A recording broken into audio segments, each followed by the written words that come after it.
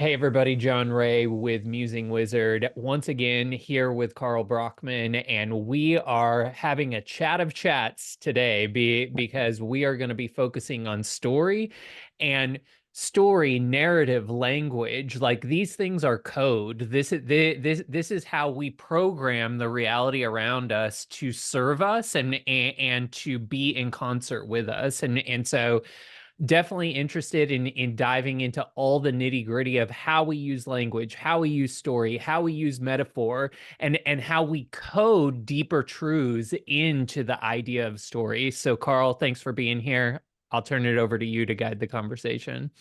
As always, thanks so much for having me, John. And yeah, very excited about this topic. Uh, what makes me intrinsically interested in story is a couple of things. The first one that I believe is worth sharing and a great place to start was if I think about one of the baddest, well, not baddest, but most challenging times of my life, uh, devoid of purpose, lacking motivation, the amount of ideas that I had the opportunity to implement just not being executed because perhaps I was stuck in analysis paralysis led to further inaction and stagnance and in hindsight, if you're not growing, you're dying, and it definitely felt that way. And without creating a story of woe is me and I'm a victim, there were some really challenging times in that period. And what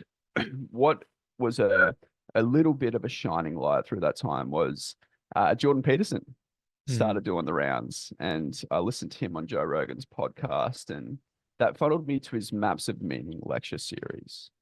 And I'll be honest, I first started listening to that series while I was avoiding work, playing the PlayStation, doing other things that I probably shouldn't have been doing at the time that weren't helping.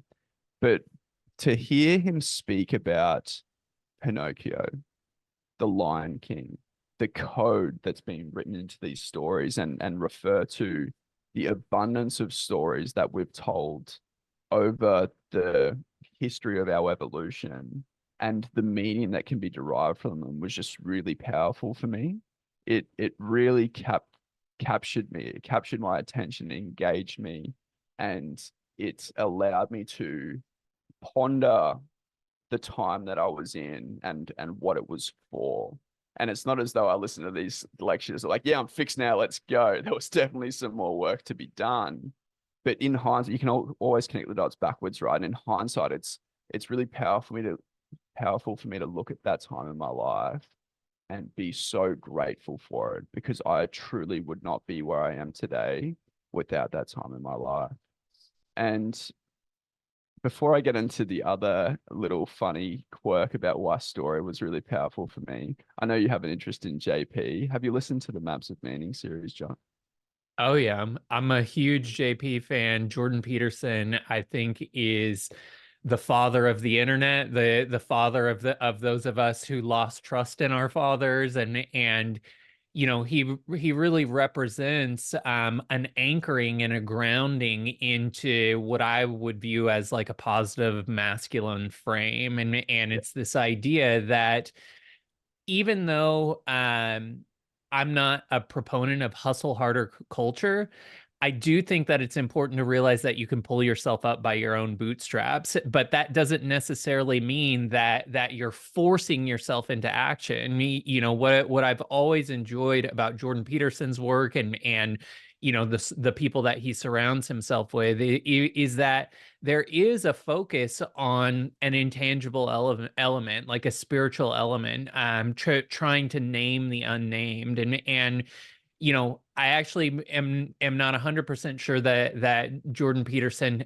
wholly has landed on it, but I think what he and others in his camp are reaching for is this ability to be with your discomfort. There's so much benefit and grit and character that comes from being in these dark places, from being confronted with the dragon and having to expand your beingness to a place where you're large enough to not only confront the dragon in front of you, but to overcome it. And, coded into all of the fairy tales and movies that we grew up with, and really the narrative arc that makes for good entertainment is this recognition that a flat life is not a life of learning. It's not a life of growth. Like, in order to have growth, there has to be some level of contrast, which means that we can always be on an upward trajectory, but it's going to look more like this than this.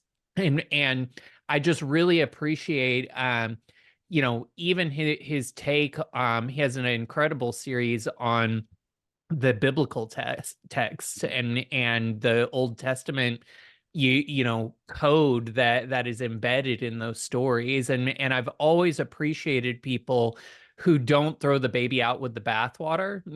We could have a whole conversation about whether or not religion is a good thing or not, but certainly the stories baked into each of those religions that our societies, especially in the West, were formed on, have some intrinsic value. And to be able to really unpack how story and narrative bakes some level of modus operandi for integrity, for what optimal states look like, for what what an ideal state looks like.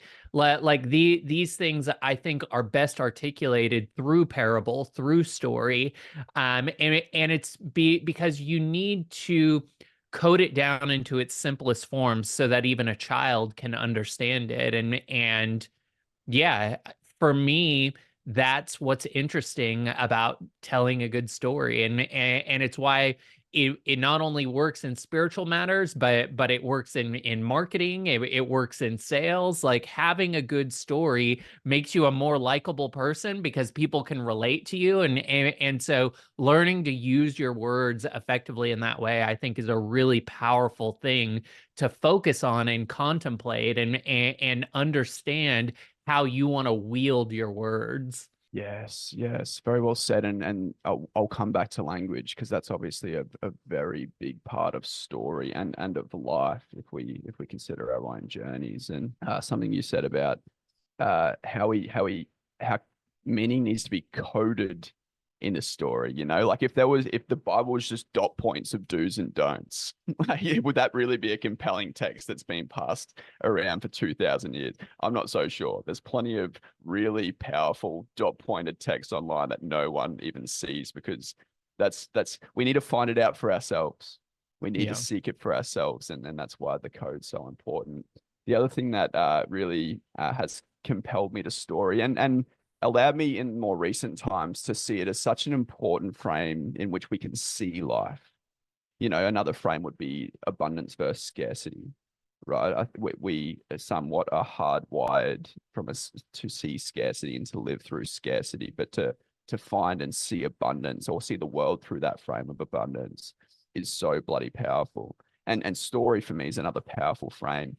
I was on a Bucks trip a couple of years ago. A lovely lady spent the night with one of my friends, and early morning, a couple of us were up, not all of us, but I was making a coffee in the kitchen, and I hear that lady in another mate's room, and I was like, "What? Didn't she go home with this bloke?"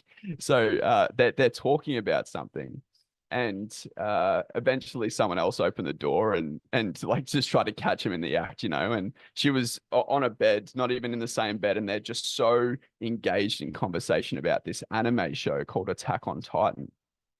And one of my best friends, he's such an interesting guy. I've known him since I was 12 years old.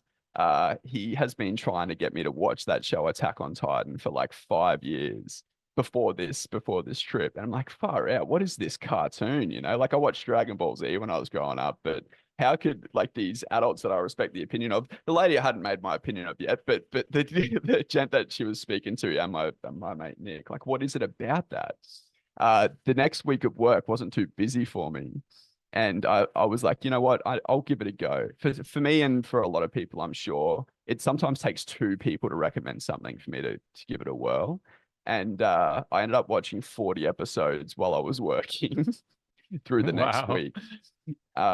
And And what compelled me again was the story, not only the story of the main character and their self-discovery through challenge, through facing the dragon, through the growth and the sacrifice, but also the people around them, you know, the teacher, the friend, they're all having their own story in comparison. And what anime now, I've become a massive fan over the last few years. I've watched different series. I'm like really deep into One Piece now, which is just an incredible show.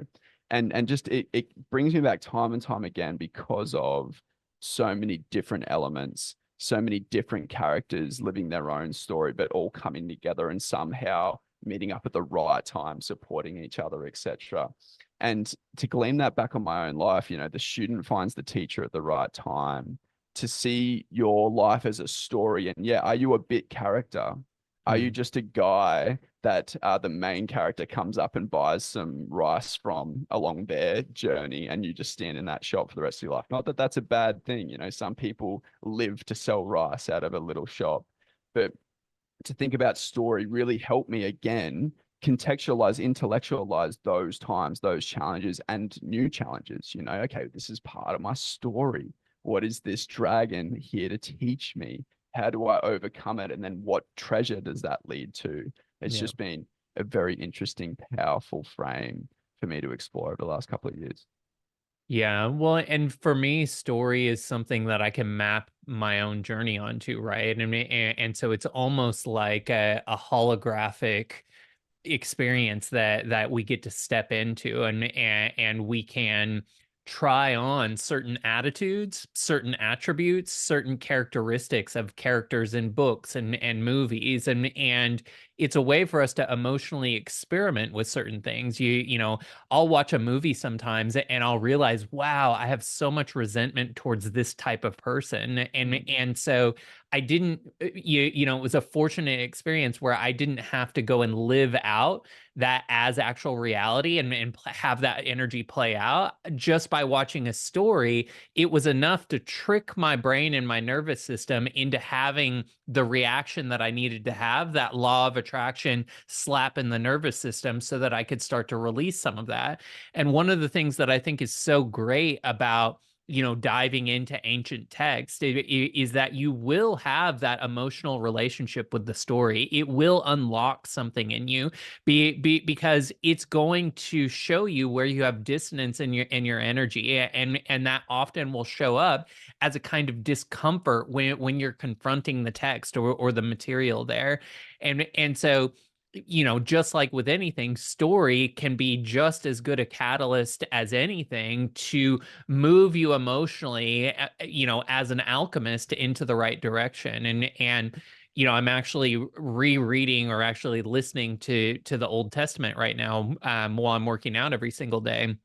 And it's really interesting to just be in those stories, because coded into that is something at an emotional level where you know, sometimes I feel elation, sometimes I can feel like some anger towards God, and so just reading the text gives you an emotional experience where I can see, if you were constantly in the word, as Christians would call it, you're really catalyzing your nervous system in this very interesting way, and it becomes a kind of bioenergetic exercise that you're doing. And so oftentimes I wonder, you know, how much of the religious texts are supposed to be intellectual, because I think the danger of religion is that they've all, you know, everybody is trying to interpret them intellectually, where really the more beneficial spiritual aspect of religion and of those religious texts is just reading something and letting it play out on your nervous system and code you just in the response that you have to it. And there's kind of a beauty in being able to read something non-judgmentally like that, and just allowing it to catalyze you in whatever way it does. Yeah, yeah, there is, and I've been thinking about intellectualization a lot since since we've been speaking to each other. And you mentioned hustle harder before, and it perhaps not being the optimal frame, whereas it's still quite optimal in comparison to the inaction victim, woe is me, there's no point. Everything's hard. I'm a speck in the universe, and I'm gonna die one day, and who cares, Right. right? Well, and Uh, why is that? It's because of the story you're telling, right? So when yeah. you're in that woe is me state, you're telling a story that says you can't do something, that nothing's going to work out for you, that you're not a lucky person. And so reality is a self-fulfilling prophecy. We live in an energetic feedback loop. Whatever you give to the reality algorithm, it's going to spit back out at you. So if you're telling that story about yourself, then yes, you're going to actualize it. At least in the hustle harder, the reason that it's a step above that is because you're telling a story that if you do something, you're going to become a winner. You're going to have a chance in this world.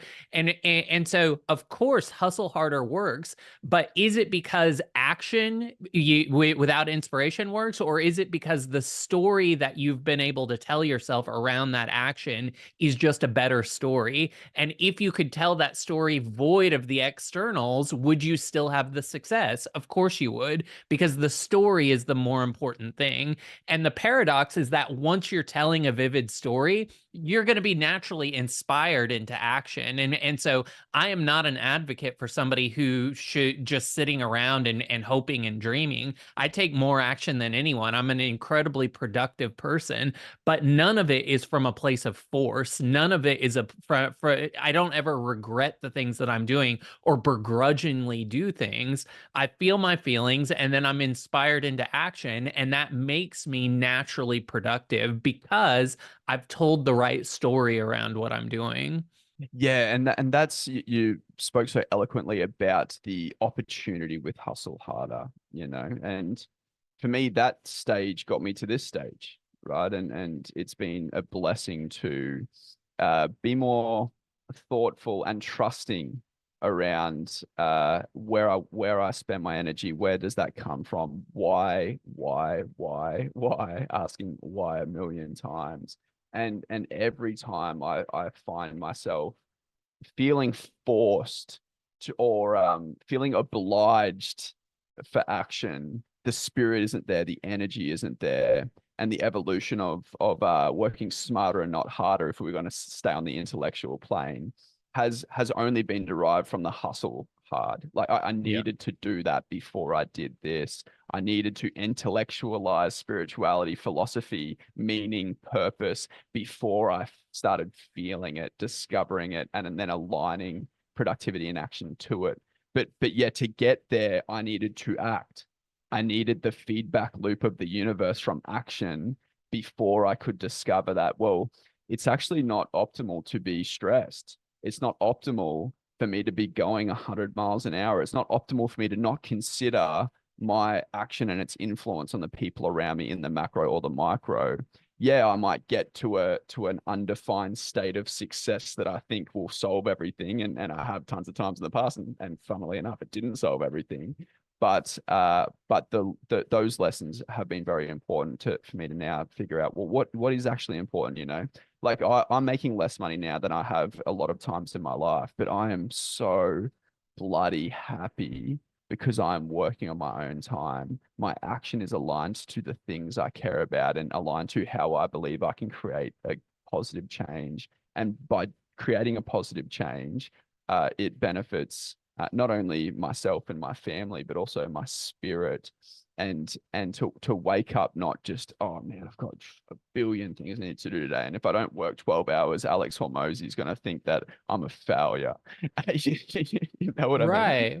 Well, anytime somebody walks away from traditional strategies of success, they're going to have to learn a new story. And so you're learning a new story around how money flows to you and through you. And so there's a temporary season of both discomfort and kind of rewiring that happens when you do that. But these things do work. Like the story that you're telling will create a feedback loop, on a long enough time period. And I had an interesting experience yesterday where I had a big proposal that I had to pitch this morning to a series of investors, and I didn't it was a very complicated subject in the crypto space. I did not fully understand how I could deliver value, what the right value prop for the proposal was, what the angle that was going to wow these people and be something that they hadn't seen before. And so I was feeling very low energy about the proposal, and I had a a thought that maybe I should just down a huge cup of coffee or an energy drink and push through the resistance that I had to writing the proposal, because I didn't have very much time yesterday available to even finish it, and I knew I had to give the presentation to these people in the morning, and there was no way to delay. And I almost did that. I almost hustled harder and went against my own advice. And I was like, what the hell are you doing? And so I took a break. I went for a drive in my car. I went and parked at a park nearby. And I just sat with all of the resistance that I had around this proposal. And I realized that the main feeling was that I wasn't as smart as the people that I was pitching to. That was the dominant feeling, and so that's why I had so much resistance. Because instead of being open to receive the right idea, I was worried that I was going to look stupid in the meeting to these people that had a better understanding of the crypto math than I did. So I really allowed myself for about 45 minutes to feel through that feeling of unworthiness and not being smart enough. And if I'm not smart enough, how can I ever come up with the right idea? And I got to a really balanced place through a series of breathing and just noticing what was happening in my body. And then I went back and I sat down at my computer, and I swear to you, the idea just hit me like a bolt of lightning. And I filled up two pages in a Google Doc. I was like, this is such a solid angle for this proposal. I went into Midjourney and created some graphics to back up the story element of the math, that the way that I was wanting to present the math. And then I pitched it this morning, and they loved it. And I was so glad that I didn't just chug an energy drink and try to slog my way through, because I wouldn't have gotten that idea. And so it was such good confirmation and validation for me that taking that 45 minutes that I didn't think I had to sit with those feelings and really unpack what the resistance was about, not only filled me with energy where I didn't even have to have a cup of coffee, but in that state, because what we're doing when we're feeling through it is we're having a consciousness shift of state. And in that new higher frequency state, the idea found me, and then I was able to close the proposal. Congratulations. Thank you. Congratulations. Yeah, what a beautiful lesson. I think so many of us can at least resonate with when we are in times of peace or unconcern, when we are relaxing, when we are just being, some beautiful ideas come. You know, I used to frequent Reddit a few years ago, and one of my favorite subreddits was shower thoughts. And that's just the perfect example of that, right? When you're in the shower, you got nothing to do but just be in the shower. Water's hitting you, soaping up your body. And some of us have the best ideas in the shower.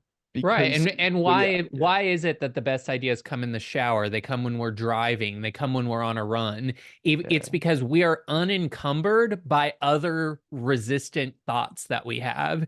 The woes of our life don't show up there because we're kind of in this lucid state where our consciousness is unlocked from the quote unquote realities of our life enough where a higher idea can flow in. Yeah, God can speak to you, or your intuition can speak to you, however you define whatever this thing is that's greater than ourselves. You attract to influence thought. And yeah, to hack the drive, to hack shower thoughts is to make a habit of sitting, make a habit of being. Yeah, the results can only compound so positively.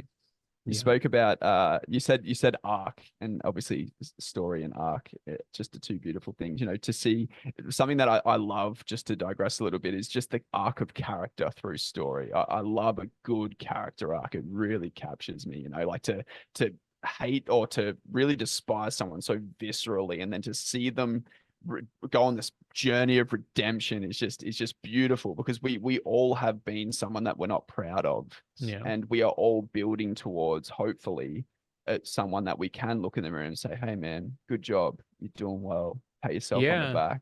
I would say that the biggest flaw with collective society right now is that we do not have a space for people to have a redemptive arc anymore. You know, we used to build that out, and I still think that one of the reasons that people are attracted to religion or things like AA is because those are programs that still allow someone to have a redemption arc. But in a lot of elite, high-minded, intellectual society, there's just no room for redemption, and that's a big problem. And because of that, there's an unworthiness problem. And as we just discussed, when you're in that place of deep resistance to your own life, you're not going to receive the most optimal ideas for your life and for your ability to contribute to those around you. And the paradox is that by shaming all of these people who have done things that are unredeemable, we put them in a place where they're vibrationally going to continue to be in a self-destruct mode, and it would actually serve society more to give people a path to redemption. And I hope that we figure that out, because I do think that that's the only way that we can move forward collectively, where there's a type of healthy discourse that's available, and that seems to be falling by the wayside in lieu of hyper emotional mudslinging. Yeah. I think, well, the hopeful optimist in me believes that we're over the peak of the absurdity there. Sure. And yeah, people like JP have gone a long way to help that, especially with men, masculinity being just so demonized. Like any form of being masculine is now toxic, like to open a door for someone you can be just berated for, just completely just, I don't know, just that influence on society as a whole and young men, like that is the resistance. Like, well, that's what I am. I'm not just opening a door, something specific, but the masculine spirit being demonized. Like, what is a man if they can't be them whole selves? If society is going to repress their however they define natural state of being, and that influence across a whole a whole culture of people, of course it's going to result in lack of meaning, depression, anxiety, and then, like you said, further misbehavior, further Yeah. like for a young man to now not be okay being themselves. Well, of course women are the devil. Of course it's like, I'm not going to survive out in society, so I'm going to find myself in these dark chat rooms and lock myself in my dark attic and just berate any single person I can, just to feel better about myself for a minute before mum calls me for dinner, like, well, and I'm 30. Right. Yeah. And, so much of that is because we buy into society's narrative. We buy into other people's stories. And when we recognize that the world is largely subjective, and that there's a feedback loop happening in the simulation where we get to design our story, the interesting thing is that the more that we focus on, the inequity and the downward discourse that's happening at a collective level in some camps, the more that we align our energy to experience the discomfort of that. And so I remember I got really addicted to political news for a while, and was on the whole podcast circuit, and I was just like railing against like some of these narratives. And then I became hyper aware that those narratives that I had never seen in my actual life before, they only existed on the TV or in the political circuit. They started to show up in my real life because I was giving more attention to them. And so I was tuning the feedback loop of reality to show me more of that in my life. Reality was saying, "Oh, is that what you like? Okay, we'll show you that." And so then you would get the nasty stares if you opened a door for someone. And I very quickly nipped that in the butt and stopped listening to that circuit of dialogue because I recognized that there was an opportunity for me to thrive regardless of what the mass public discourse was. And so I started using my Facebook feed at the time, and my Twitter feed later. Anytime I would see a dissenting political opinion that someone else had, I used that as a catalyst to feel through the rage and resentment that I had about that, to the point where I could look at a completely opposing or dissenting viewpoint that somebody had about a particular topic of mine, and not have my energy be in a reactive, rageful space. And that, I think, is what's required for us to be able to wield subjective reality in the right way. We have to be in a place of non-importance about these things. We can give meaning to the things that we want, but let's not be giving meaning to things that don't serve us. And there is so much value in allowing others to have their own experience, and recognizing, or at least experimenting with the concept that no matter what someone else chooses, it does not have to directly impact you, because at the deepest levels, reality is always a mirror to what you need to experience in order to have growth. So you cannot attract an experience that isn't serving you in some way. But oftentimes, the reason that we experience quote unquote negative experiences is because we have lost absolute control over our ability to focus on things that actually serve us.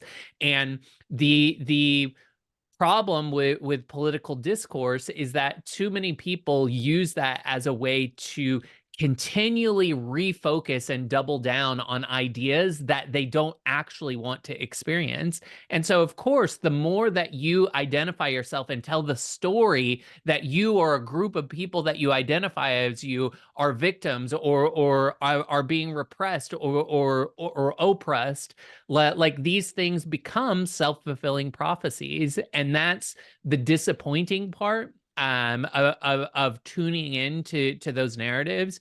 Many of us have a heart where we want to help people that feel like victims, and oftentimes giving a hand up and doing the work for them isn't the most effective way to do the work. And it's one of the things that I really appreciate about the concept of prayer, because for me, prayer is the ability to practice a story for someone else that they can't practice for themselves yet. And because they're a part of my experience, if I'm going to call them in, I can have some level of tangible impact on the information, the energetics, the ideas that they receive, that they're inspired around. And so I think about prayer as a way to wield energy, the way that we think about wizards wielding energy, not making a decision for someone that's not their free will choice, but presenting them with whatever they need to be presented with to get into the feeling state that I desire for them, which is a place of empowerment, a place of feeling like they're worthy, a place of certainty. I want that for everyone. And so when I see people that clearly aren't writing that story for themselves, I use that as a catalyzing moment to have a prayer for them and see them and feel them capturing that narrative and finding that for themselves and being on the adventure that they're on, and finding ways to wield their own power in satisfying energetic moments in their lives. So a little bit of a tangent there, but I just wanted to That's anchor in beautiful. the point that what you put your attention on consistently is going to show up as your experience. And so there are a lot of very sticky narratives in reality right now that are vexing, and we can choose to rail against those things, and then we will create an experience where we experience more of that. Or we can use it as a pivot point to say, what would I prefer? And then we can steal our attention towards the ideas and the solutions and the frequency of those solutions that would allow everyone to have a more satisfying alchemical experience. Beautifully said, and a very important digression. You cannot help someone who won't help themselves. You just can't. And I love so much that so many of us just want to help other people, but oftentimes at the placing responsibility outward to help someone else before helping themselves. Again, it's another excuse to not take responsibility and project their energy or attention into other problems, even at the micro level, or then again at societal level, to point out all the problems with the world. We see what we focus on. Our senses are taking in 2 million bits of information per second, and our brain needs to filter through what's important and what's not, and it does that unconsciously very quickly. 2 million bits per second. We don't capture all of that, obviously. We only capture such a minute percentage of it. And again, what we focus on, the story that we tell ourselves, the neural pathways that we continue to use, will discern what's important and what's not. And that is 100% why we see the problem continue to perpetuate as we focus on the problem, or we focus on the abundance of the world. And suddenly there is abundance everywhere. And it's fucking beautiful. The other thing that resonated with me, John, was that it allows you also to see the person. The person isn't their thoughts. It's not their ideas. It's not their perspective. They're a person. They're a person living their own story. And I believe that every single human being, like most of us do, that's why murder's a crime and a sin, like they have an inherent right to live. And I think every human being there is a unique purpose for them. They do have something to offer. And in my prayer is exactly that. I hope they find that. I hope they find joy and an opportunity to find fulfillment and love. I hope that the stresses and the things that take them away from that don't compound too much. But again, it is up to them. I can't save them. I can only save me. And I will save people by saving me.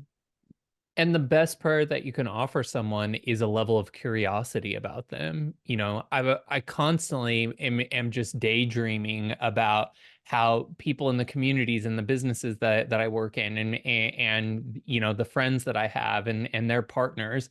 I just find myself daydreaming about how interesting it would be if they had a certain narrative arc that just all of a sudden happened. And I'm not giving any level of importance to it. I want them to have their own experience, but I do find myself sometimes daydreaming like that would be so hilarious if it happened in that way and they landed on the information that I think would be valuable to them through completely other means. Because I've really for many years now been running an experiment where I don't directly give, other than people who organically find me on the internet, but in my friend circles, I'm at a place where unless somebody directly asks me for feedback or advice, I don't offer it. Like I offer a vibrational take where I have a sense that when there's that Venn diagram of energy, like I can contribute to any inspiration that they might have.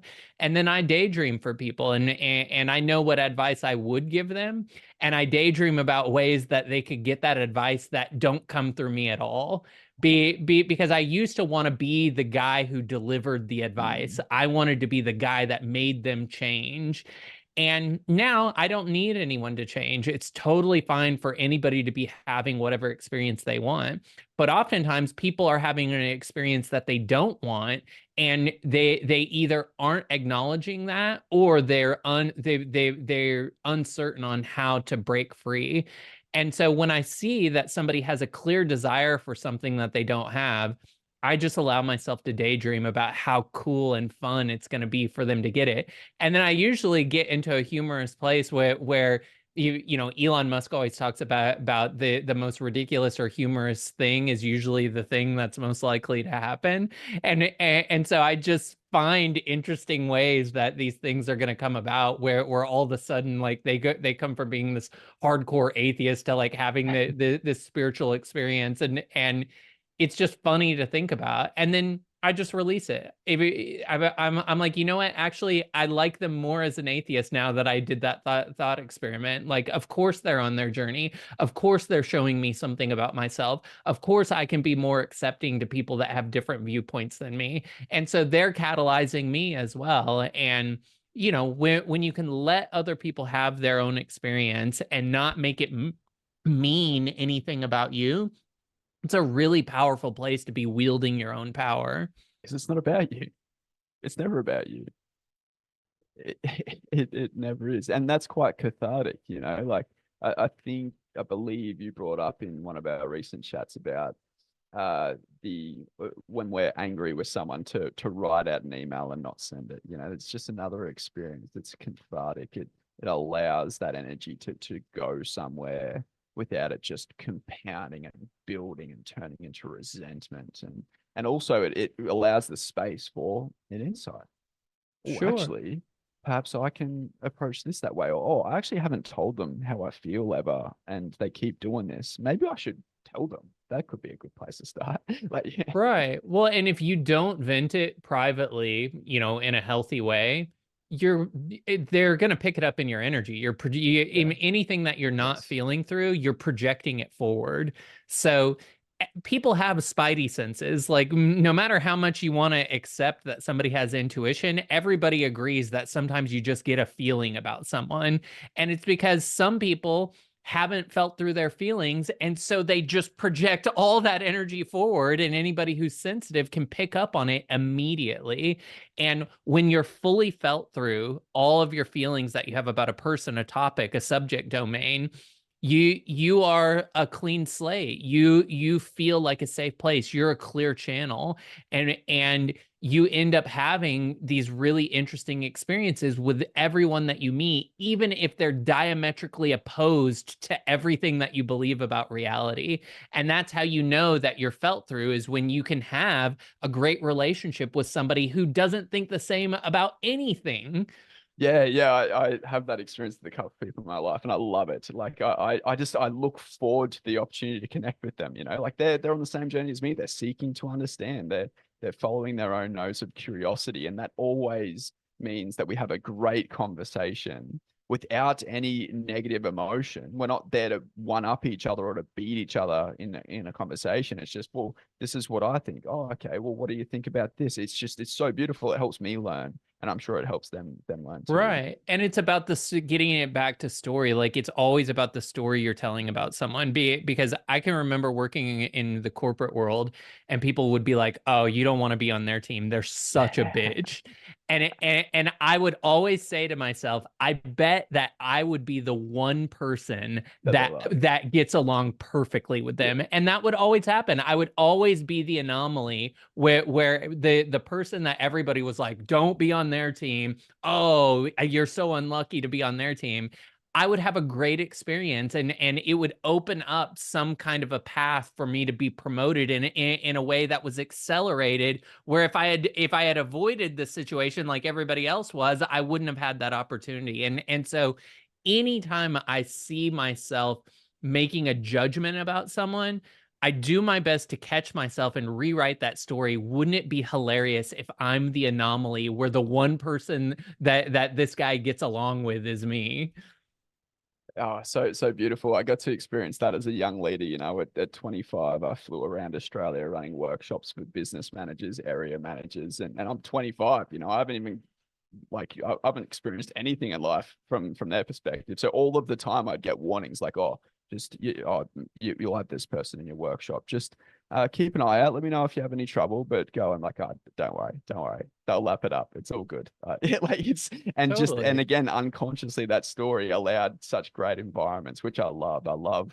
I love the relationship of people, and creating an environment in which they can express themselves without judgment. And that's the beauty of group coaching or facilitation. It's just an environment in which someone can speak without being judged, because that's where the gold is. Like 1+1 with people doesn't equal 2; it equals infinity.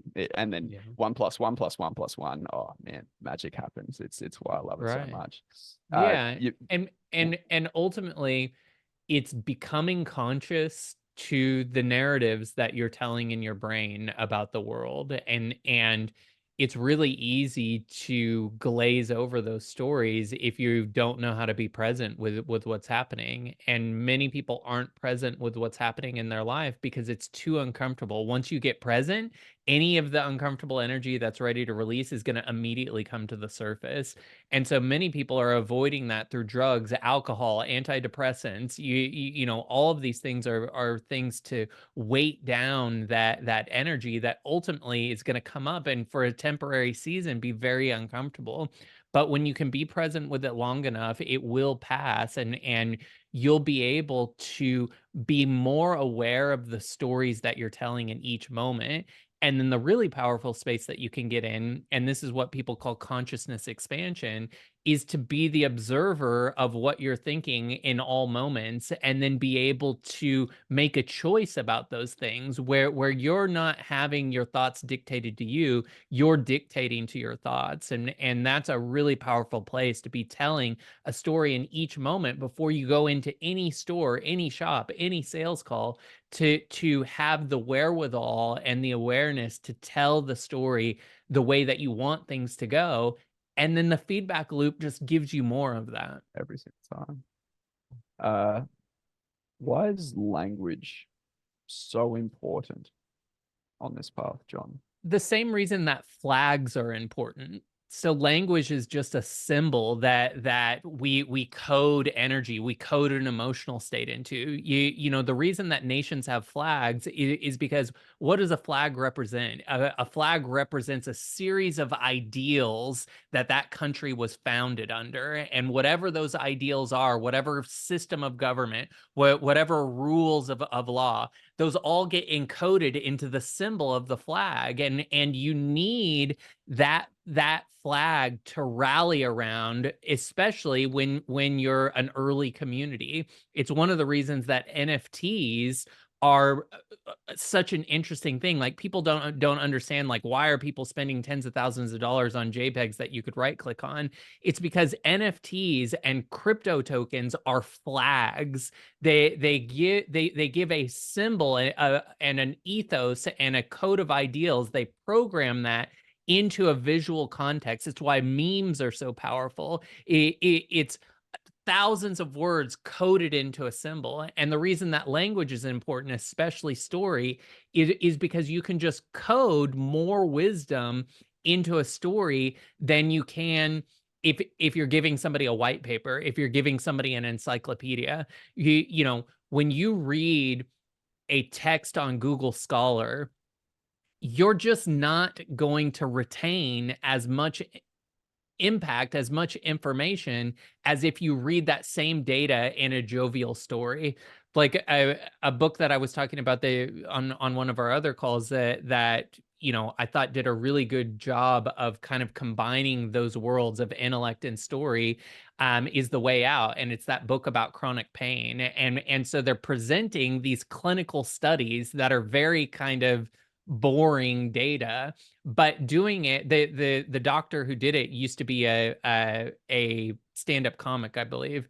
And so he was able to take all of that and kind of pack it into a colloquial story that made you interested in it.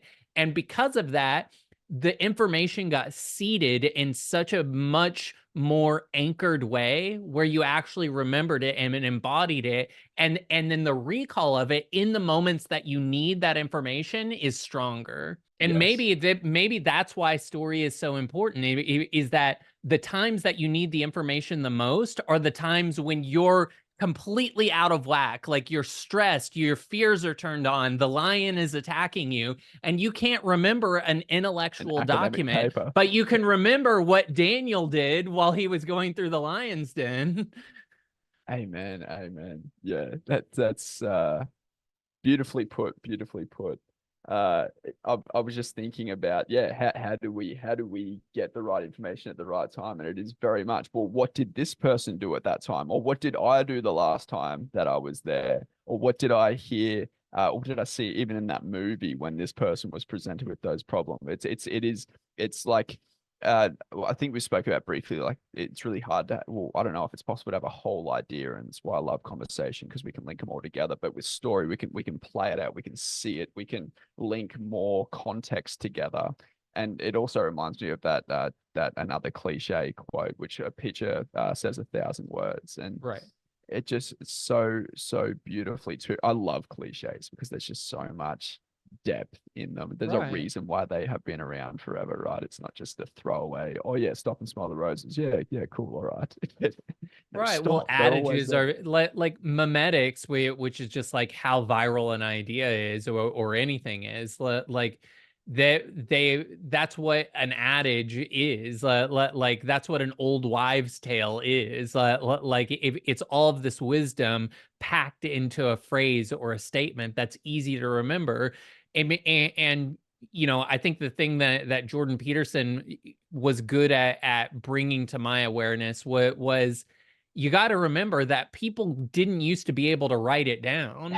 Like they had to pass it from generation to generation in a way that you could memorize it. And so a big part of that was that stories are just easier to remember when you're trying to tell it to somebody else. Yeah, yeah. There's flow in a story, when as you start remembering a story or even articulating a story, even from your own memory, you don't have the whole story ready to say, but as soon as you start the story, suddenly the next bits come. Like it's coded, it's ingrained, it's a part of a whole that comes to light as you tell it, which I always find so beautiful. And why, again, another reason why I love doing this, right, is I know where I'm going to start in a reply, but for not always the best outcome, it keeps flowing and evolving to some beautiful thing that, again, that you get to respond to. And I love you so much in this chat anyway, because you brought back the story a few times when I've just followed my nose and then gone away from it. So I appreciate that. I really appreciate you for that reason, my friend. There's another book called There's Not a Metaphor I Didn't Like, or I've Never Metaphor I Didn't Like, which I thought was quite beautiful. It's a thought leadership book, and it speaks about, again, the power of metaphor, the power of story, the power of an engaged audience taking away something. I'm not going to take away, oh yeah, 75% of businesses, yada yada yada, or yeah, 33% of sales calls result in this because of that. I cannot for the life of me remember that data. I have a whole note full of just research docs that I can pull out if I need them, but they're just never here. But the story's always there. The Yeah. story of Nike's guiding principles or commandments are always there. The Yeah. story of, anyway, I won't keep going on. But what I love so much about this chat, John, is that somehow, some way, we've spoken about story for 45 minutes without even saying the hero's journey once. And I like that because that's going to be a whole hour in itself. But perhaps that could be a great way just to tie all this together. What is the hero's journey, really briefly? How does it relate to story? How does it relate to us in the world? And maybe this can be a taster for when we really dive into the hero's journey in a good long chat. Yeah, well, I'd be curious to hear your take. I'm definitely not a hero's journey scholar, but my understanding of Joseph Campbell's work was that, he was interested in extracting from all of these different ancient texts and stories the code, like the narrative arc that existed between all of those, and it it basically what he was seeking out was kind of a psychicness. Like when we're all telling a story, oftentimes the story's coming through us in an inspired state, which is somewhat conscious, somewhat unconscious. Like the words are just flowing to us as we recall something that was important to us. And whether you believe yourself to be psychic or not, there is a psychic layer when you're telling a story, and there's an extraction of psychic data that can come from that. So Joseph Campbell, and from my understanding, was trying to extract that psychic layer of what is it that humans find so interesting about all of these texts that have become so wildly popular, and that's where the hero's journey comes from. And I couldn't even explain to you what all the steps on the hero's journey are. Maybe you have a better understanding of kind of how those connect together. But for me, the hero's journey is just about recognizing that there is a desire so there's your lived life, That's you in present reality.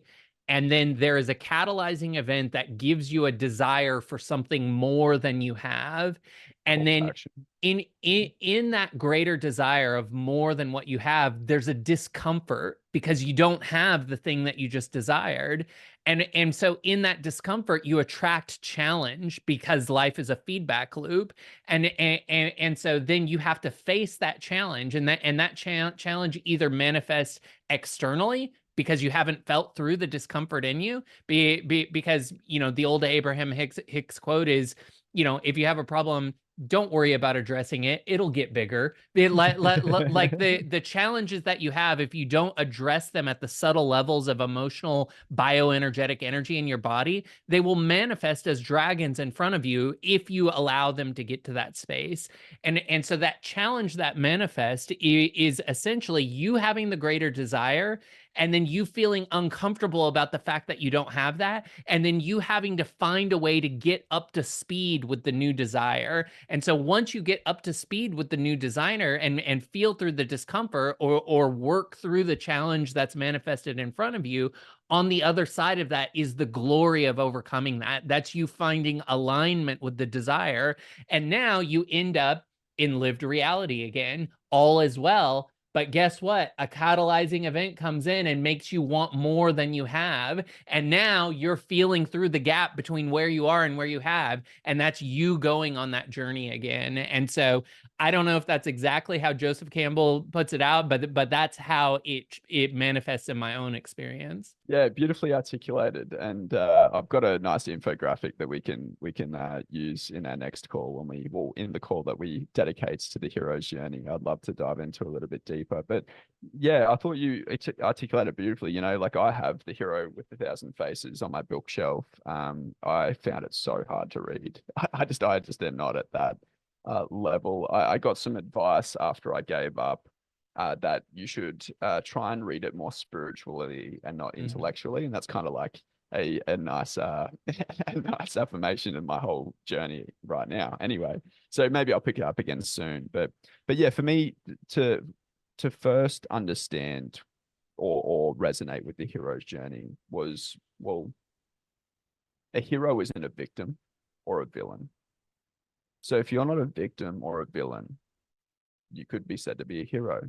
And I think that the word hero, especially in my experience when I've spoken about the story in conversations with clients or in other relevant spaces, that some people find it really hard for them to resonate with the word hero because of the story that they're telling themselves, because of how they define hero. So the distinction I like to make is, well, there's a difference between a hero and a superhero. And that makes it a little bit more palatable. But for me, a hero, like, what is a hero? A hero is someone that strives toward a worthy ideal, someone that stands up for what they believe in, someone that protects the people that they care about, someone that is true to their word, and you could go on forever. And again, that is an ideal. Jesus Christ is an ideal. It is someone, it's a perfect state of being that we will never achieve, but it's something to strive towards as the hero strives towards an ideal. And the ideal shows us that gap between where we are now and where we need to be, and offers us the opportunity to fill in those gaps or to slay those dragons. And I link that to like something that I'm sure a lot of the listeners that follow the Musing Wizard can resonate to, is like a quest on a game, right? Like when you enter a dark room and you don't know what the first step is, well, the first step hopefully is to figure out how I can see in this room. And the first dragon that I work with some of my men on is fear. So fear governs so much of what we do, and a lot of the time fear isn't defined. And what I get to say to these blokes is that it's so much easier to slay the dragon that we can see. So we define fear. We do some work around fear. We look inward and feel fear, and we are able to then put two fears together. Like the fear of judgment, suddenly it doesn't even fucking matter compared to the fear of waking up miserable, your wife's left you, your kids don't respect you, and that's just a very blasé way to put it. But suddenly the fear of being judged is just not even why does that govern so much of my behavior? So now we can see the dragon Do we just sit in the corner of the room on the quest and just hope that it goes away and then suddenly we progress? No, we've got to slay that dragon to get the treasure and then to find the next quest. As you said, it is secular. You used this this gesture before. I love thinking about life as an oscillation. You know, everything vibrates, everything has a vibration. And sometimes I'll say to blokes that I'm thinking about working with is that my job is to help you oscillate upwards. So there'll still be ups and downs, but let's start oscillating upwards. Let's start working towards a worthy ideal, and let's start taking some responsibility. You know, it's not good enough to be the victim. The victim doesn't achieve anything. They don't contribute positively. The victim continues to perpetuate that story and forever will be stressed, depressed, anxious, worried about the world, focusing on what they can't control. We need to start taking responsibility. We need to start working towards a better place of being, an ideal. And finally, the hero is always met with someone along the journey that is just worlds above them in competency, that completely shatters their idea of what they thought the ideal was. You know, you get to a certain place and you're like, oh yes, I'm capable, I'm competent, I've done a couple of circles, you know, I'm back to my new status quo. And now suddenly I've been blessed with the opportunity to see someone that is just worlds in front of me, and holy shit, chaos, conscious incompetence, all comes to light, the oh shit moment, because wow, there is a lot more work to do. And anyone who has had any experience in trying to become an expert at something can resonate with that. You know, I'm doing BJJ now. I've been doing it for about 4 to 5 months, and I'm loving it. I've tapped out 1 billion times in the last 5 months. But the better I get, the more I realize the ideal is further away. And like the artist will get good at painting, they'll realize the ideal is further away. The guitar player will realize that the ideal keeps getting further away as they get better. And that's what's so beautiful about an ideal. It's infinite. It's not static. It's not achievable, but it gives us alignment to something greater. And it's the thing that is actually satisfying. Like getting the ideal isn't the satisfying thing. It's making meaningful progress towards an ideal that is satisfying. And so how beautiful that the ideal continues to expand. And so we can always feel in that state of satisfying momentum, moving towards something bigger and becoming bigger. I mean, really the most tangible way to understand some of these philosophical ideas is to go to the gym and start working out. Because the going to the gym and what your physical body goes through in order to gain muscle and have strength is just a microcosm for how reality works. You cannot get stronger muscles and become bigger and more toned without a little bit of discomfort. The resistance is required, but once you've done that resistance work often enough, you literally pay somebody to do it. Like you pay a place to show up and go and have that discomfort. That's what a gym is a place that you're giving money to go and feel uncomfortable. And if we can have that same mindset for all challenges in our life, oh, this is the workout. This is life putting more weight on the bench press so that I can get stronger, and recognize that life is never going to give us more weight than we're capable of handling in that moment. And it's why we're so much more capable of handling things that are right in front of us than we would have been 10 years ago with the same things. It's because we've grown, we're stronger, we have a more expanded awareness, we have more skill sets. Our tool belt, has more things that we can call from, and it's just like working out. Like all discomfort, all challenge is just weight on the bar, and it's you getting stronger. And if you can recognize that on the other side of that resistance is you as a strong leader, then it becomes easy to show up to those things. Thanks for that, brother. I can't think of a better way to end our little narrative arc talking about story today. I thought that was a beautiful way to end it, a very practical experiment that we can all reflect on and hopefully resonate with. And I really enjoyed this. I really look forward to speaking more about the hero's journey specifically and getting into that philosophical frame. At the start, you mentioned religion. Is it even important? I think that'll be a really good conversation. I'm excited to talk about that. So a lot to look forward to for those listening. But again, John, thanks for the opportunity today. I really enjoyed it. Yeah, I appreciate it. And I appreciate everybody who tuned in for the whole conversation. Definitely let us know what made sense, what didn't make sense, where you want the conversation to go down in the comments. And yeah, until the next one, have a good weekend.